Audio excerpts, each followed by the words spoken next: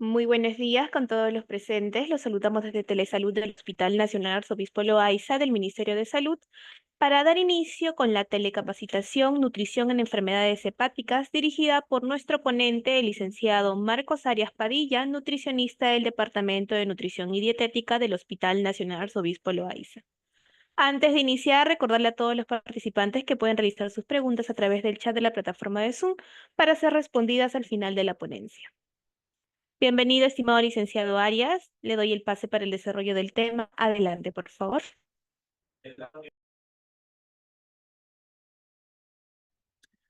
¿Qué tal? ¿Cómo están? Muy buenos días. Mi nombre es Marcos Omar Arias Padilla. Eh, Trabajo acá en el Hospital Loaiza. El día de hoy vamos a ver el tema de nutrición y alimentación en enfermedades hepáticas. ¿Ya? Las preguntas las pueden realizar, al final pueden tomar nota y al final eh, me las hacen. Muchas gracias. Para empezar, vamos a dar algunas consideraciones anatómicas, algunas generalidades solamente.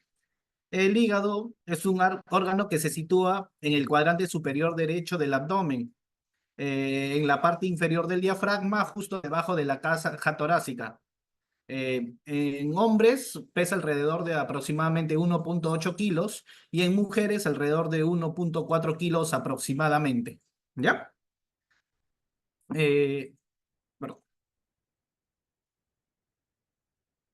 Además de ello, el hígado tiene distintas funciones. Lo anterior hemos visto solamente que son partes anatómicas, ¿no? Lo siguiente es detallarles yo cada una de las funciones que tiene el hígado. La primera son funciones de síntesis.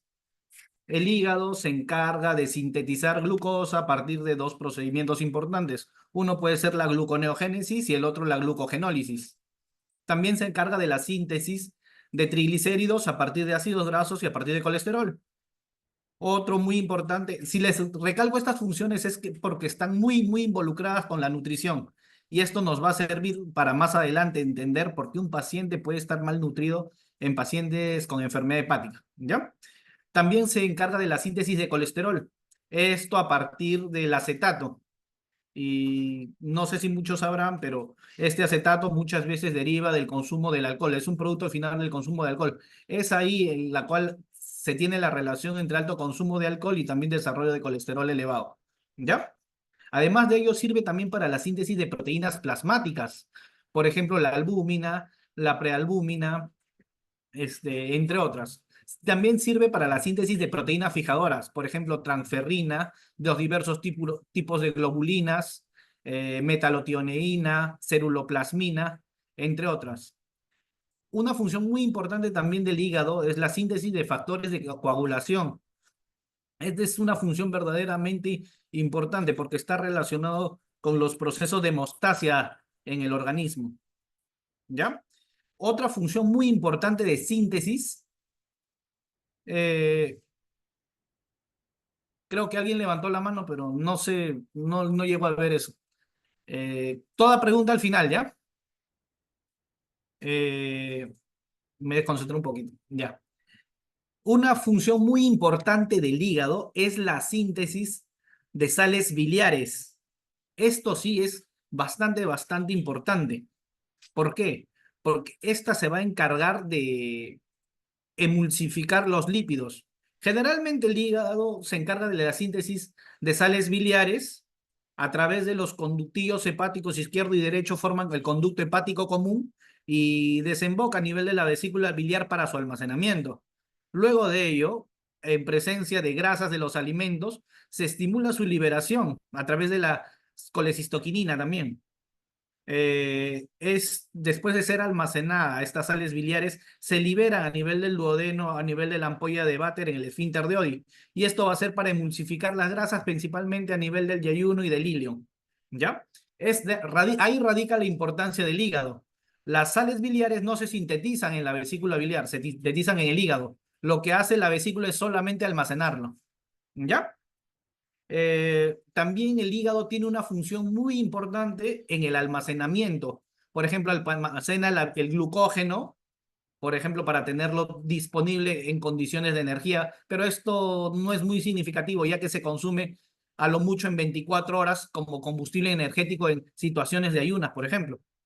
Otras funciones importantes es el almacenamiento de la vitamina B12, el hierro, el cobre, el zinc, la vitamina D, la vitamina A, los diversos, el folato también se almacena a nivel del hígado. ¿Ya? Otra función importante es la de detoxificación. Detoxificación, por ejemplo, del colesterol, por ejemplo, de las hormonas esteroideas, por ejemplo, de los medicamentos, del alcohol mismo que ingresa al organismo, ¿ya? Y de las funciones detoxificadores más importantes se encuentra la transformación del amonio en la urea para su posterior excreción a través de la orina. Si no hay una buena función del hígado, más adelante vamos a ver cómo esto va a repercutir sobre nuestro organismo. Otras funciones importantes es la de desneutralización de toxinas y fármacos, por ejemplo, eh, entre otras muchas otras funciones que puede tener el hígado. Todo lo que yo les he mencionado ahorita es para que nosotros entendamos más adelante por qué un paciente con enfermedad hepática se puede desnutrir. ¿Ya? Causas de la enfermedad hepática aguda. Miren, respecto a la enfermedad hepática aguda, vamos a dar algunas precisiones. Es una, es una enfermedad rara, pero potencialmente mortal. Más o menos la prevalencia de este tipo de pacientes es de 10 en 1 millón de personas. ¿Ya? Una característica importante de la enfermedad hepática aguda es la rápida disfunción en la síntesis hepática, sumada a una coagulopatía grave y encefalopatía grave también que se presenta de un momento a otro. Y este puede durar de más o menos 8 a 26 semanas, en las cuales el paciente podría o bien recuperarse o bien también fallecer. Ahí radica la importancia de la enfermedad hepática aguda. ¿Ya? Yo solamente ahorita les voy a detallar de manera muy breve las principales causas de la enfermedad hepática aguda. Uno es la hepatitis viral aguda, con mayor frecuencia asociada a los de tipo B, D, A y en zonas endémicas la hepatitis C también. Y otra muy importante, generalmente es la más importante, es la inducida por fármacos como paracetamol. Eh, Más de uno creo que ya sabe que muchos pacientes a veces tienen intoxicación aguda por consumo de paracetamol o intentos de suicidio también muchas veces se presenta por esto. ¿Ya? Esto se asocia con causa de muerte con insuficiencia hepática aguda por consumo de fármacos. Ya también tenemos otros fármacos como el alotano, isoniazida, sulfonamina, finitoína, etc. Pero más importante que el paracetamol no vamos a tener. Estas dos son las principales causas, los diversos tipos de hepatitis agudas virales y la intoxicación por paracetamol. ¿Ya? Causas de enfermedad hepática crónica. Respecto a la enfermedad hepática crónica, vamos a decir lo siguiente, y quiero que lo tomen en cuenta bastante. La cirrosis hepática es la enfermedad terminal más común a la cual puede conducir todo tipo de enfermedad hepática crónica. ¿Ya? O sea, cuando hablamos de enfermedad hepática crónica, muy probablemente al final de la historia natural de la enfermedad se llegue a desarrollar cirrosis hepática. ¿Pero qué es la cirrosis hepática? Un cuadro clínico o una enfermedad en la cual el paciente se caracteriza con, por disfunción hepática sumada a pérdida del parénquima hepático con alteración en la arquitectura difusa de todo el parénquima, sumado a ello fibrosis y la presencia de nódulos de regeneración. Generalmente esos nódulos de regeneración, estos que se ven generalmente, es la diferencia entre una enfermedad hepática crónica común de la cirrosis hepática, que es el estadio final. Cuando se habla de nódulos de regeneración, ahí podríamos decir que realmente es un paciente con cirrosis hepática, ¿ya? Esto generalmente se ve con pruebas de biopsia.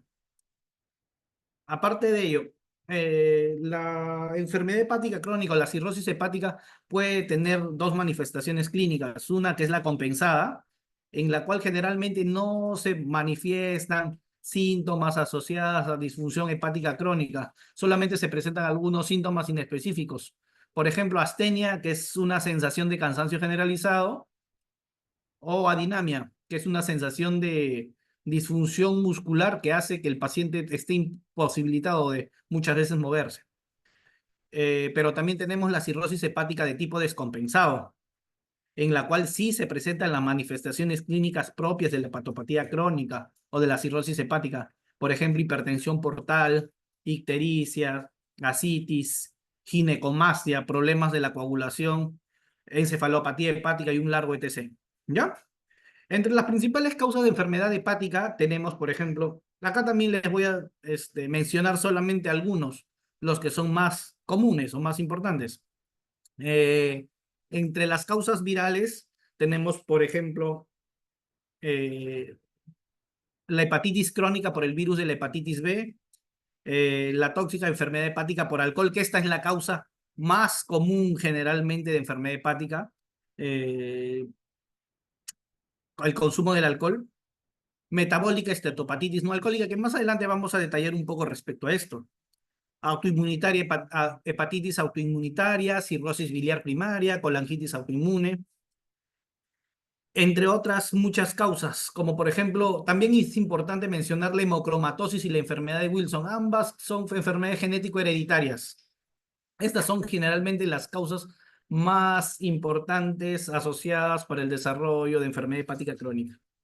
¿Ya? Algunos métodos para evaluar la severidad de la enfermedad hepática. Primero vamos a ver la parte de la puntuación Child-Pugh. ¿Ya? Eh, este es un método inicialmente. Esta escala se usó para clasificar la mortalidad posoperatoria en pacientes con cirugía postranseccional de varices esofágicas. ¿Ya? Actualmente se usa para clasificar la severidad de la enfermedad hepática.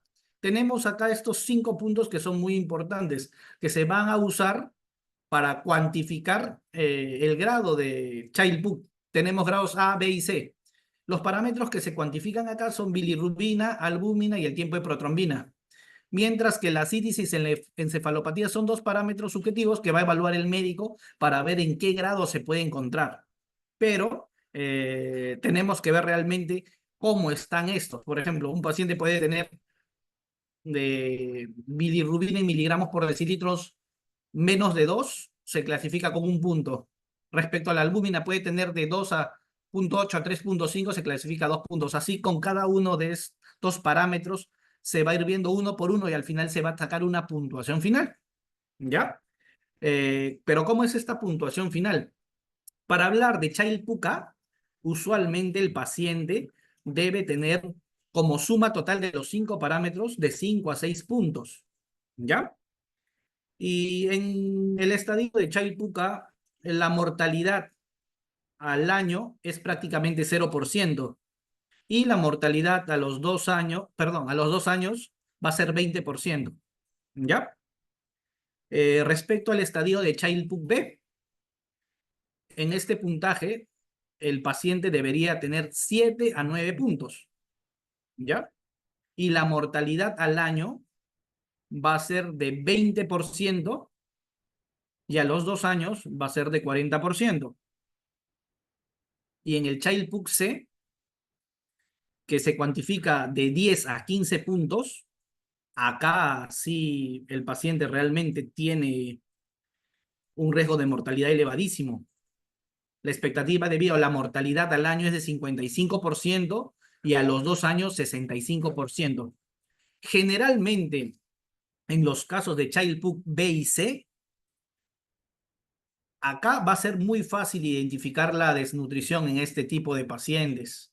Generalmente, a la vista o a la evaluación antropométrica o la valoración global subjetiva, va a ser muy fácil darte cuenta que el paciente está severamente desnutrido. Mientras que pacientes con puntuación Child-Pugh A, generalmente muchas veces no se manifiestan todos los signos clínicos, como por ejemplo la citis, o no tiene muchas alteraciones bioquímicas. O sea, es decir, podría estar hasta levemente alterado solamente. ¿Ya? Vamos a la siguiente clasificación. La puntuación MEL. Esta puntuación se hizo hace bastante, hace cierto tiempo también, ¿ya? También se usa para evaluar la severidad de la enfermedad hepática actualmente, pero inicialmente esta puntuación se creó con el fin de priorizar pacientes en lista de espera para trasplante hepático. Es decir, se evaluaba similar a lo anterior, ¿no? Vieron lo que anteriormente evaluamos, todos estos parámetros. Acá se evaluaban otros parámetros en un inicio: creatinina, bilirrubina y índice internacional normalizado, ¿ya? Se llevaba una ecuación todo ello y al final te daba una puntuación. Es decir, miren, la puntuación MEL menor de 9, la mortalidad a los 3 meses era 1,9% y una puntuación MEL mayor a 40 tenía una mortalidad a los 3 meses de 71,3%. Es decir, para trasplante hepático se priorizaba aquellos que tenían mayor puntaje MEL, es decir, mayor mortalidad a los 3 meses. Si en la lista de espera tenías algunos con puntaje inferior, se le ponía prácticamente al fondo de la lista, y los que tenían mayor puntaje MEL arriba, para que se le pueda realizar trasplantes hepáticos a la brevedad posible, ¿ya? Pero hubo un problema con esta escala porque se veía que pacientes que presentaban ascitis tenían un puntaje MEL bien bajo, es decir, salía puntuaciones a veces menor de 9, pero se veía que estos pacientes se morían con rapidez, es decir, no duraban mucho tiempo.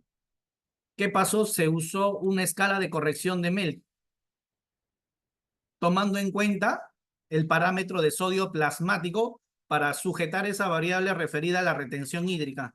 Con esto ya se pudo corregir. Este de segundo es el llamado MEL corregido, en el cual también va a usar la misma puntuación, pero con esto ya se sujeta esa variable de retención hídrica. Con eso ya se podría priorizar adecuadamente a pacientes en lista de espera. Actualmente se usa también para clasificar la severidad de la enfermedad hepática, muy similar a la escala Child-Pugh. Ahora vemos propiamente dicho, después de esta pequeña introducción, la nutrición en enfermedades hepáticas, ¿ya? La malnutrición en la enfermedad hepática crónica se caracteriza por desnutrición calórica, proteica y es multifactorial.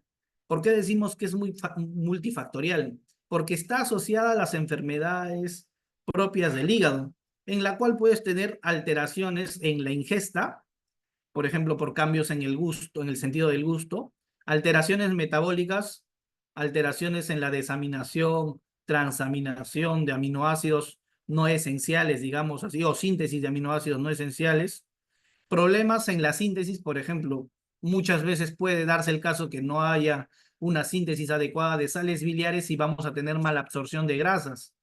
Es decir, es de etiología multifactorial. Aparte de ello, cuando cambia el sentido del gusto, el paciente tampoco ingiere alimentos. Además de esto, también un paciente con enfermedad hepática es un paciente hipercatabólico. Es decir, está en constante degradación de masa muscular, mayor consumo de energía de manera global en el organismo, pero lastimosamente no ingiere alimentos. Es decir, va a necesitar más cantidad de energía, proteínas, pero él consume menos. Y encima sus mecanismos bioquímicos endógenos están alterados. Por ende, el paciente muchas veces se desnutre rápidamente. ¿Ya? En estos pacientes la prevalencia de malnutrición es alrededor del 50 al 90% y es más común en la enfermedad hepática alcohólica. Esto sobre todo se ve en los pacientes con Child-Pugh B y Child-Pugh C, como les dije. Claro, si el paciente no deja el consumo de alcohol, esto todavía se va a agudizar muchísimo más. Acá sí quiero que me pongan bastante atención porque esta es la manera de explicar de forma más detallada la patogenia de la malnutrición en pacientes con enfermedades hepáticas crónicas. ¿Ya? Primeramente, vamos a tener disminución de la ingesta. Estas son las tres principales causas: la disminución de la ingesta oral, la reducción de la absorción intestinal y algunas alteraciones metabólicas. Lo que he dicho en la diapositiva anterior, pero lo vamos a ver un poquito más detallado, ¿ya? En el primero, hay disminución del apetito y anorexia. Pero ¿esto por qué se puede deber? En el primero de los casos está muy asociada a la prescripción dietética. Muchas veces estos pacientes Eh, Se les modifica las dietas de forma incluso errónea. Dietas hipograsas, dietas hiposódicas, dietas muchas veces con reducción del volumen hídrico, es decir, con restricción hídrica, lo cual no siempre debería ser. Hay ocasiones, digamos, en las cuales se podría considerar cada una de ellas, pero no siempre. Incluso dietas hipoproteicas también, cuando no deberían a veces tener estas. Hay condiciones específicas en las cuales se debe restringir cada uno de estos nutrientes. Por ejemplo, cuando un paciente tiene deficiencias de sales biliares de forma severa, es decir, un paciente en Child-Pugh B, C grave, en la cual está totalmente alterado el flujo biliar, digamos así, o disminuida la producción total de sales biliares, ahí se podría considerar eventualmente una dieta hipograsa porque no se va a emulsificar los lípidos adecuadamente a nivel del yeyuno ilion, ¿no? Ahí se podría considerar, pero un paciente que está en Child-Pugh A o en Child-Pugh B que no tiene alteración respecto a esto, no sería necesario restringirle, por ejemplo, el aporte de las grasas o una dieta, algunos consideran dietas hipoproteicas. ¿Por qué? A veces, este, por conocimientos anteriores, erróneos, antiguos, piensan que al paciente con enfermedad hepática se le debería bajar el aporte de proteínas, cuando es todo lo contrario, muchas veces se le tiene que aumentar. Pero hay un caso en el cual sí deberíamos restringir el aporte proteico o bajarle, por ejemplo, en casos de encefalopatía hepática activa, ahí sí. Así vamos a tener muchos casos. Otra razón asociada a la disminución del apetito y la anorexia, o perdón, en náuseas perdón, disminución del apetito y la anorexia puede ser el aumento de los niveles de la hormona leptina, lo cual va a producir saciedad precoz y también va a producir que el paciente eh, aumente su gasto metabólico basal. ¿Ya? Eh, Otras consideraciones que se tiene puede ser que el paciente tenga náusea y saciedad temprana. Muchas veces esto está asociado a anorexia, anorexia inducida por el alcohol. Es una razón muy importante. Otra muy importante, perdón, en disminución del apetito y anorexia también es importante considerar la liberación de citoquinas proinflamatorias. Estos pacientes con enfermedad hepática tienen liberación de factor de necrosis tumoral, interleuquina 6 aumentada. Todos ellos condicionan liberación de factores anorexigénicos, lo cual va a repercutir con disminución del apetito. Náuseas y saciedad temprana está asociada generalmente con anorexia inducida por el alcohol, uno. Lo segundo puede ser con distensión abdominal o también gastroparesia asociada a ella. Y otro puede ser también con, a ver, había una causita en la cual se me está pasando, pero en un momento podemos volver a ella. En la tercera es la inanición, ¿ya? Esta se puede dar, por ejemplo, en un paciente hospitalizado o en un paciente ambulatorio por hospitalizaciones frecuentes, por descompensaciones, digamos así. En un paciente ya hospitalizado por procedimientos médicos que requieren que el paciente se encuentre en ayunas constantemente. Y otras también puede ser por pérdida. Muchas veces el paciente puede tender en encefalopatía hepática a perder el conocimiento y muchas veces no se le nutre adecuadamente al paciente porque puede tener el reflejo de deglución alterada también. ¿Ya? Reducción de la absorción intestinal. Esta puede darse por malabsorción. Bueno, esto está bien relacionado con el problema en la síntesis de sales biliares. Esto puede estar asociado a colestasis, enfermedad pancreática, enfermedad biliar y va a repercutir inmediatamente en la absorción de las grasas, el calcio y el total de las vitaminas liposolubles. Si no hay una buena síntesis de sales biliares, vamos a tener mala absorción de todo ello con la posterior desnutrición. Otro es el sobrecrecimiento bacteriano. En estos pacientes usualmente suele pasar esto también. Incremento de las infecciones o alteración en la microbiota intestinal. Otra causa de la malnutrición podría ser la diarrea también. Uno podría darse por infecciones asociadas, como lo mencioné hace un momento. Otro podría ser por el consumo de antibióticos o también de disacáridos no absorbibles. Si aumentamos las dosis de lactulosa, digamos así, en sobremedida, muchas veces también se podría producir una diarrea con una posterior malabsorción. ¿Ya? Algunas alteraciones metabólicas también están relacionadas con patogénesis de la malnutrición. En este tipo de pacientes, el catabolismo proteico va a estar severamente aumentado y también aumentado el gasto energético. Esto debido a que a liberación de citoquinas proinflamatorias. Además, en la cirrosis hepática va a haber disminución de la síntesis hepática con predominio de la degradación eh, del músculo para incrementar la gluconeogénesis. ¿Qué es la gluconeogénesis? El transporte de aminoácidos glucogénicos al hígado para proveer de energía a todo el organismo, es decir, para que se sintetice glucosa de nuevo. ¿Ya? Otro puede ser la insulinoresistencia también. La resistencia a la insulina va a estar asociada al aumento de citoquinas proinflamatorias y aumento de la presencia de hormonas contrarreguladoras. Esto además también va a hacer que se incrementen los niveles de la glucosa sanguínea en estos tipos de pacientes, lo cual va a conllevar a mayor acentuación del catabolismo y el aumento del turnover de grasas. Esto está más que nada referida al aumento de la oxidación lipídica o degradación de la oxidación lipídica y aumento de ácidos grasos libres, principalmente a nivel del hepatocito. Todo lo que les acabo de exponer está asociado con la patogénesis de la malnutrición. Si ustedes se dan cuenta, va a haber un bajo consumo general de alimentos. Aparte de ello, muchas veces, a pesar de que puede haber un consumo adecuado de alimentos, puede haber un tipo de mala absorción y finalmente va a haber una alteración en las vías metabólicas, lo cual va a hacer que no se optimice o no se efectivice todos los macronutrientes que se pueden ingerir para síntesis de masa magra o masa grasa, lo que nos lleva al final a que el paciente degrade tanto masa magra como masa grasa, se desnutra en cristiano. Complicaciones de la enfermedad hepática avanzada. Uno es encefalopatía hepática, que esto no es otra cosa que un síndrome neuropsiquiátrico potencialmente reversible que afecta a pacientes con hepatopatía crónica avanzada. Las manifestaciones clínicas van desde una leve confusión hasta el coma y la muerte.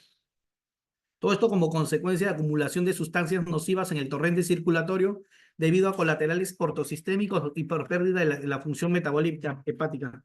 Pero ¿cómo se produce la encefalopatía hepática? Bueno, hace rato creo, no sé si hablamos del amonio. ¿Ya? El amonio es un metabolito que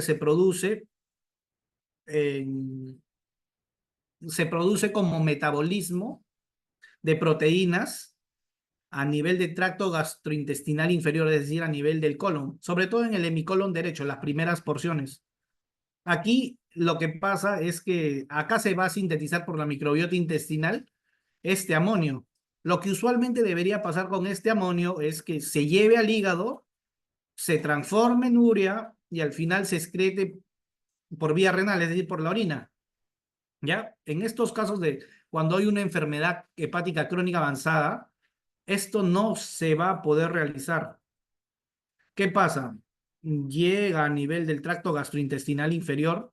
También puede provenir del metabolismo muscular o de los riñones, ¿no? Pero no es tan importante, sobre todo en el tracto gastrointestinal inferior, digamos que se produce, ¿ya? Se sintetiza el amonio y este se va a acumular en la circulación sistémica debido a que va a haber incapacidad de que el hígado lo transforme en urea para que se excrete.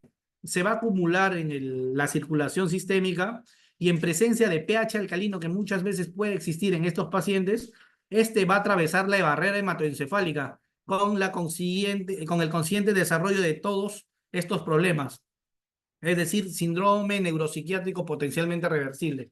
Y acá están los grados de clasificación y algunos factores precipitantes de encefalopatía hepática. Eso sí, es muy importante que les diga. Algunos son la hemorragia gastrointestinal, las infecciones y el tratamiento con diuréticos. Esos son los factores precipitantes más importantes en la encefalopatía hepática. Claro, el paciente debe tener enfermedad hepática crónica, cirrosis hepática, ¿no? Ascitis. Se debe a la presencia de hipertensión portal que causa vasodilatación esplácnica mediada por la producción del óxido nítrico. Esto puede desarrollar alteraciones pulmonares mecánicas por efecto de la presión intraabdominal e intratorácica, lo que conduce a disnea y dificultad respiratoria. Esto, sumado a la saciedad precoz, puede causar depresión nutricional. Estas eran unas... Esta, esta complicación, hace un momento les dije, que estaba asociada a la disminución de la ingesta o disminución del apetito, la probable anorexia también. Una distensión abdominal también muchas veces condiciona que el paciente ingiera menor cantidad de alimentos. ¿Ya?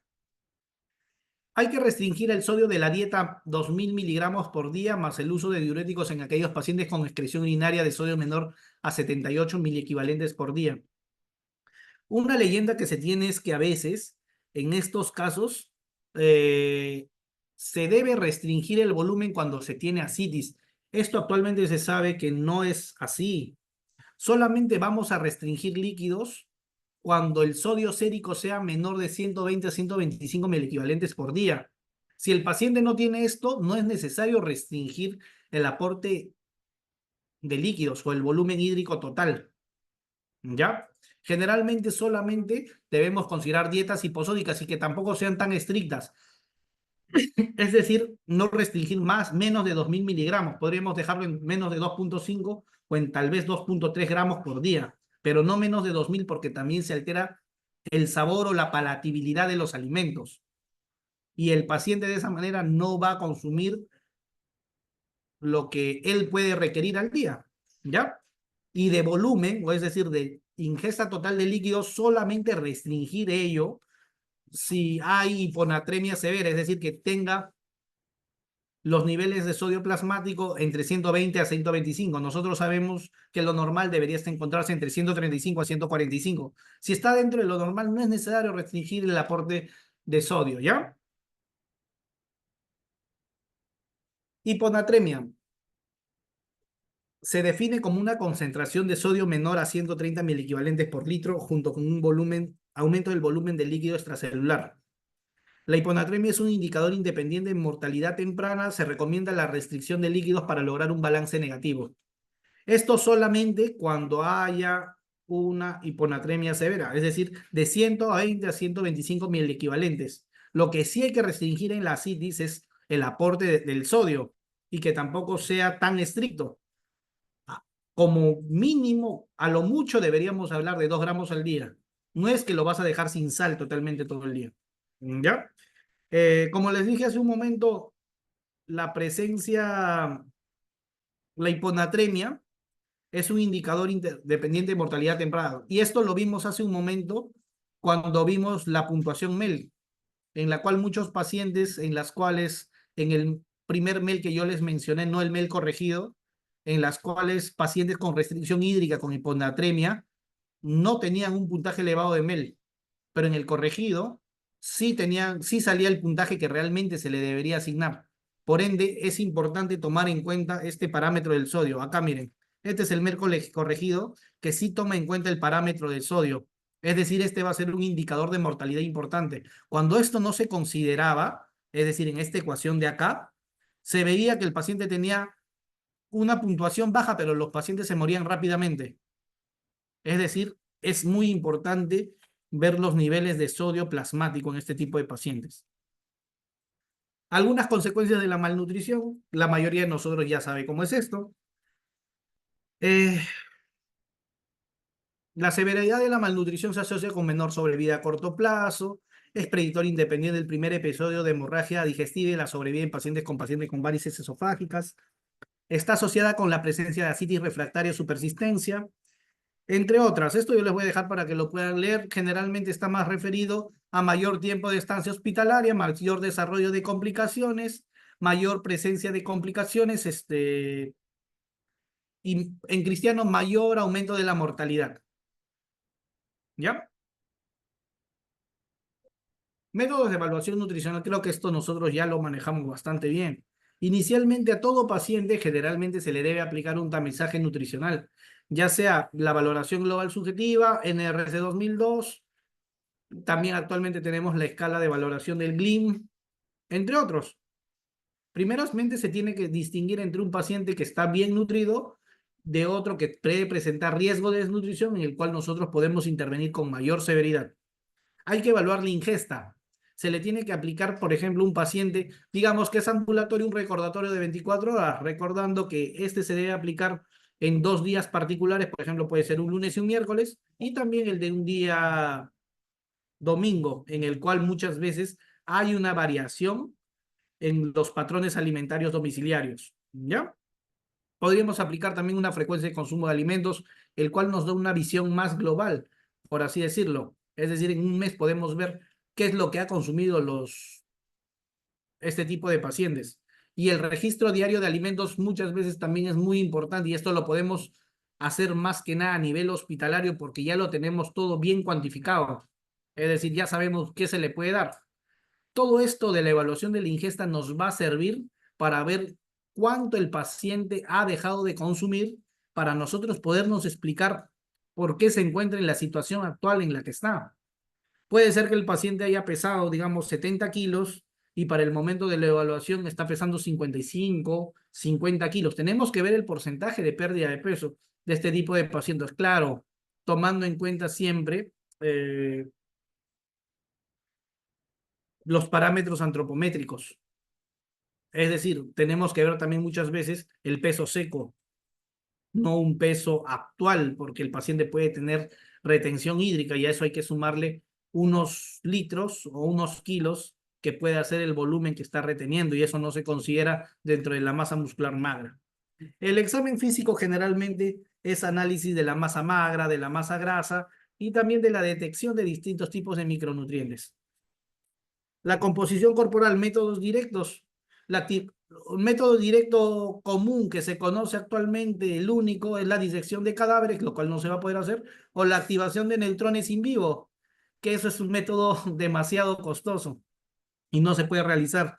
Pero lo que sí podemos hacer es los métodos indirectos, que también hay más costosos, como por ejemplo la absorciometría dual de rayos, la absorciometría dual de rayos X, famoso DEXA, o también tenemos la bioimpedancia, o por último los métodos antropométricos, en los cuales sí los podemos aplicar cada uno con un mayor o menor grado de precisión, ¿ya? Dentro de los parámetros bioquímicos, nosotros usualmente en nutrición sabemos, o en la primera clase de evaluación nutricional, en la evaluación bioquímica te decimos, ¿no?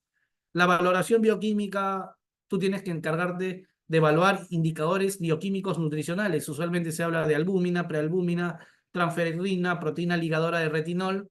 Incluso el recuento total de linfocitos también se considera acá.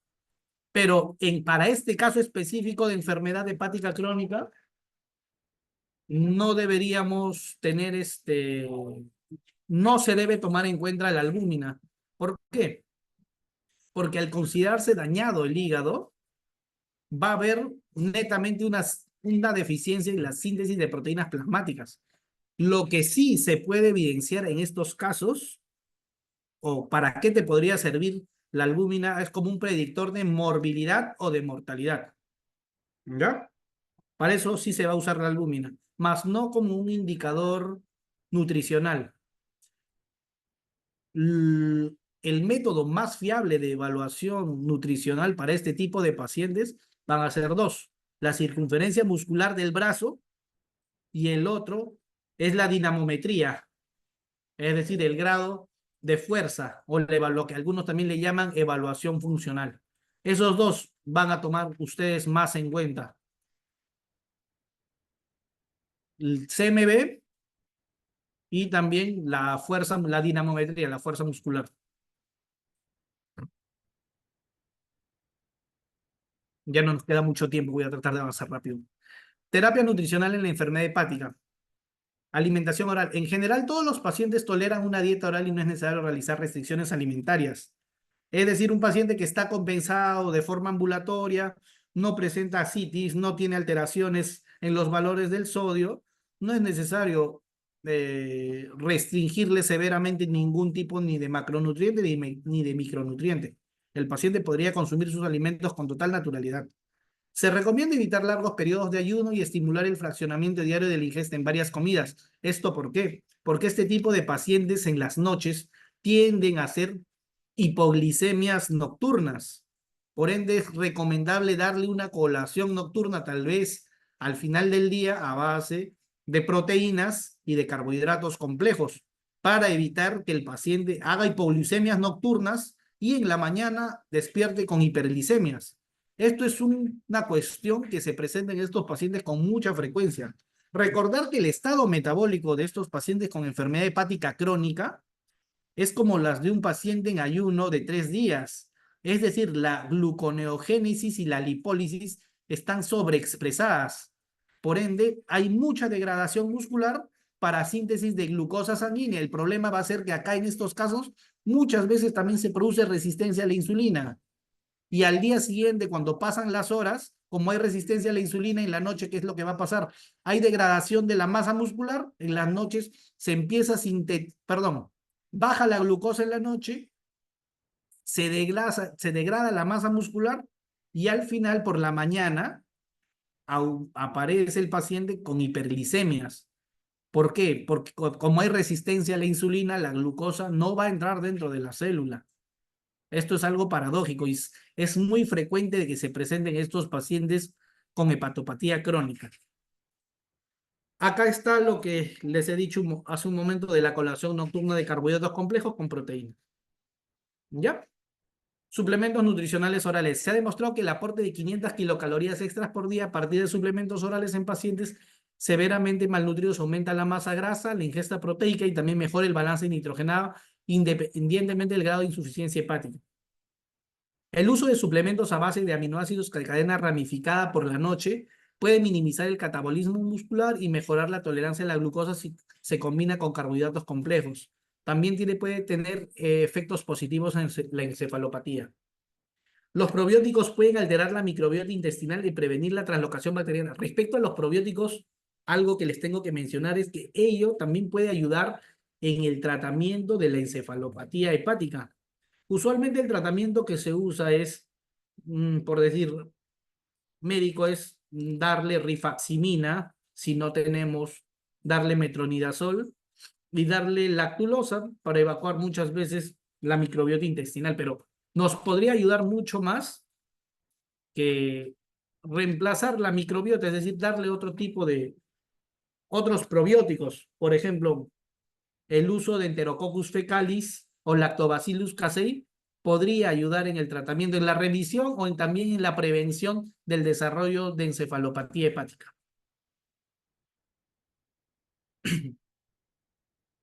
Nutrición enteral.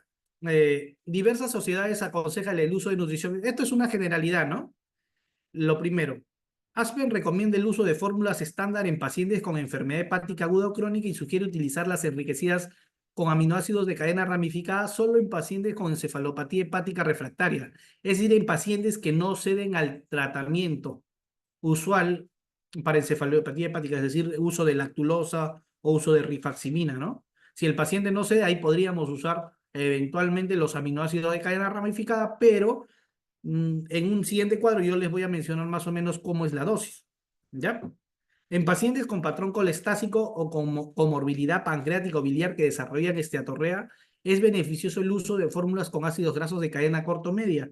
Creo que todos nosotros ya sabemos por qué. Esto es porque no necesita emulsificarse, es decir, no necesitas de las sales biliares para que se puedan absorber con total normalidad. Es decir, son bien absorbidos directamente y van por la circulación portal. ¿Ya?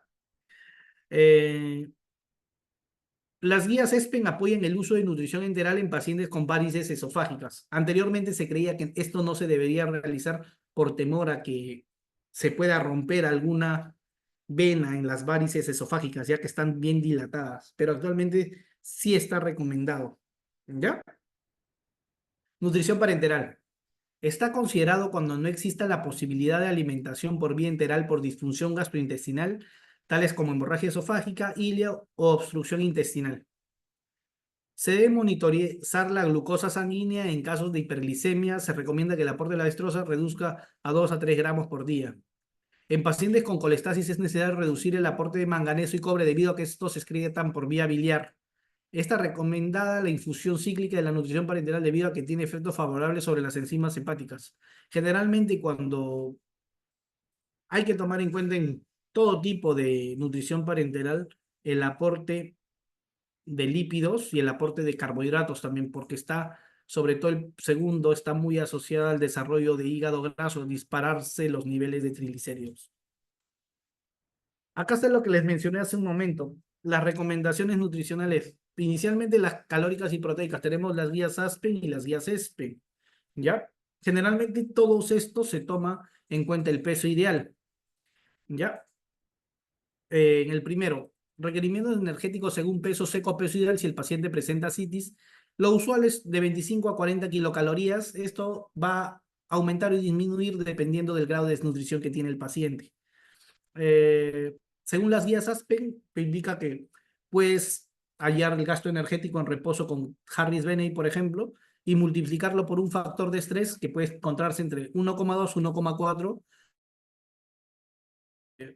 obtener la tasa, perdón, el GET, el gasto energético total, ¿ya? Tanto en estables y sin encefalopatía va a ser el aporte, el requerimiento calórico prácticamente el mismo. Donde va a variar va a ser en el aporte proteico. Si un paciente no tiene encefalopatía, debería encontrarse con aportes nutricionales de proteínas entre 1,2 y 1,5 gramos por kilo por día de proteínas, ¿ya?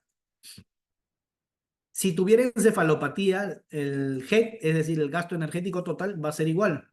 Gasto energético en reposo por 1,2 por 1,4 del factor de estrés.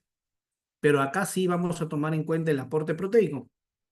Eh, Podría darse 0,6 a 0,8 gramos por kilo de proteína, es decir, una dieta hipoproteica, más 0,25 gramos por kilo por día de aminoácidos de cadena ramificada. Y esto solamente hasta resolver la encefalopatía.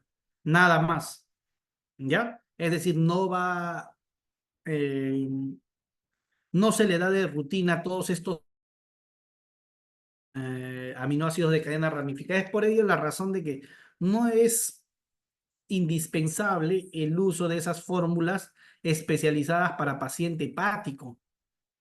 Muchas veces se puede manejar adecuadamente un paciente que está compensado con fórmula polimérica más módulo proteico para poder cubrir el total de requerimientos nutricionales.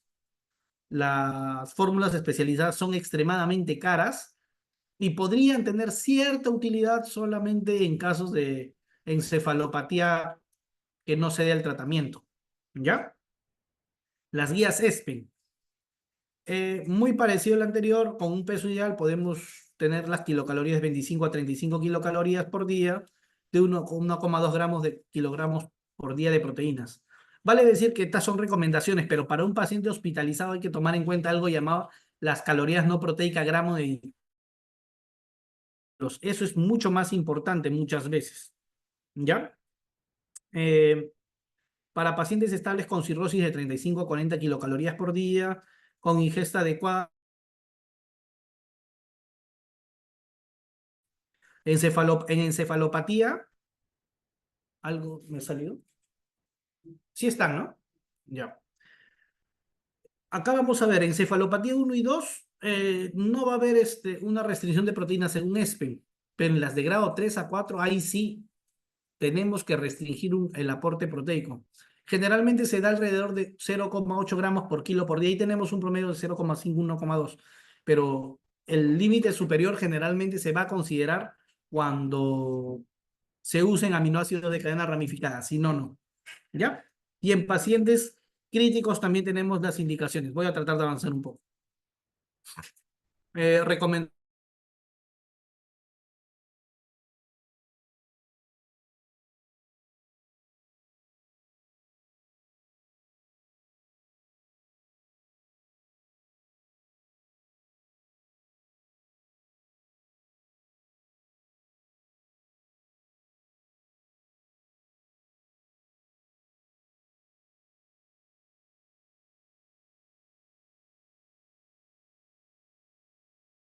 de sal, deficiencia más frecuente va a ser zinc, magnesio y selenio. Esto creo que no les mencioné. En este tipo de pacientes puede haber alteraciones del gusto, es decir, eh, disgeusia es lo que se les llama. Esto por alteración en el zinc y el magnesio.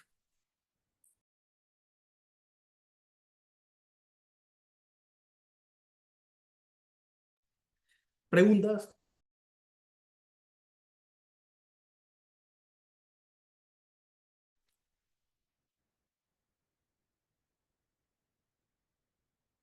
Este cuadro yo se los voy a dejar acá. Ya se nos ha acabado el tiempo prácticamente. Creía que tenía un poquito más, se nos ha ido volando. Les voy a dejar este cuadro y también las diapositivas para que ustedes tengan y se puedan guiar. Eh, este cuadro es muy importante porque te habla de cada uno de los micronutrientes y su relación con la enfermedad hepática.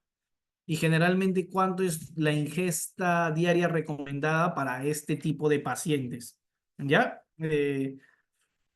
Está bien detallado para que lo puedan leer tranquilamente. Y tengo acá algunas otras, pero ya no nos va a alcanzar el tiempo para desarrollar esto. Más bien yo quedo atento a cada una de sus preguntas, estimados. Muchas gracias por su atención.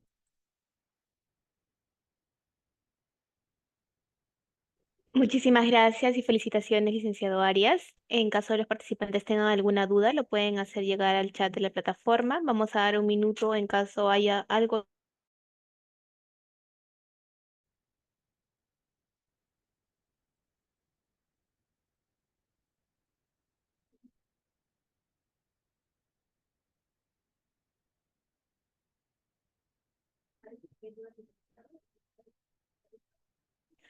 Muchísimas gracias a cada uno de los participantes que ¿Alguien se ha han hablado? conectado el día de hoy.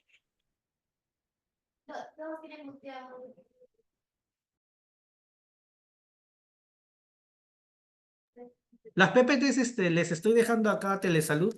Eh, Se van a encargar de socializarlo.